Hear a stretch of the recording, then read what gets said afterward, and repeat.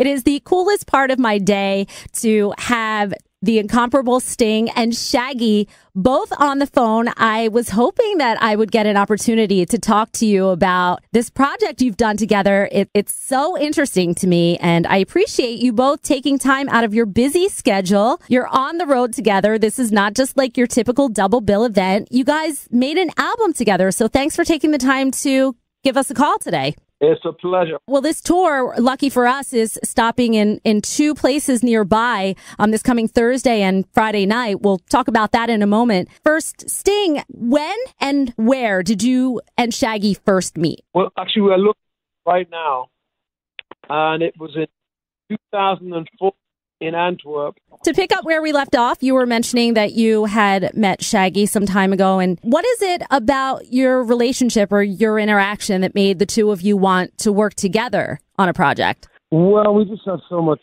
fun together. The name of the album, 44876, I think it's genius. Do you want to explain the significance of those numbers to the audience? Well, 44 is from the country code for Great Britain, and 876 is the country code for Jamaica. And that's the tour, the 44876. It's bringing together Sting and where you grew up, and Shaggy, where you grew up. I have two favorite songs on this album. They're different, but they bring the same feeling out of me, which Morning is Coming. I love that one, and I love 22nd Street. It's just it's such a feeling of positivity and great energy. What's it been like to share these songs with the audience? Do you feel that love coming back at you? As soon as they see it and they hear us singing together, they go, we get it now. And then they leave us very happy.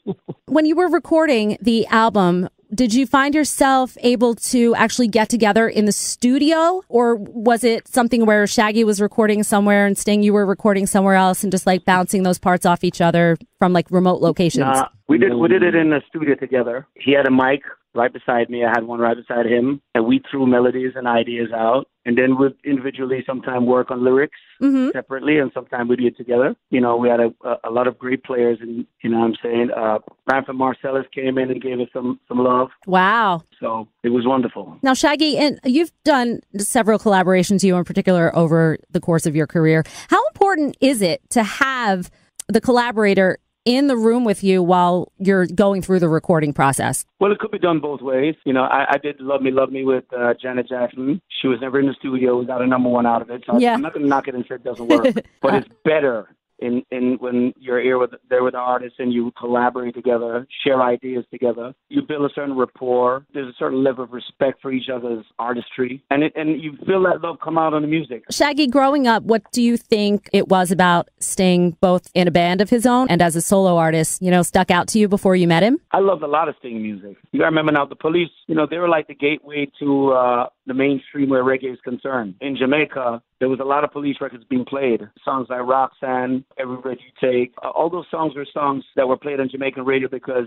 these guys were doing a hybrid version of reggae and was being successful at. You know, it opened the gate for us as reggae artists, so we could come in and say, hey, see, they're doing what we're doing, and so it was really good. When I think back to the melody of Walking on the Moon, now that you say that's like the first thing that comes to my mind is the reggae undertone. Sting, growing up in England, what are your first memories of being introduced to reggae music? Well, you know, we've had a West Indian community in Britain since the Second World War, and they were very influential.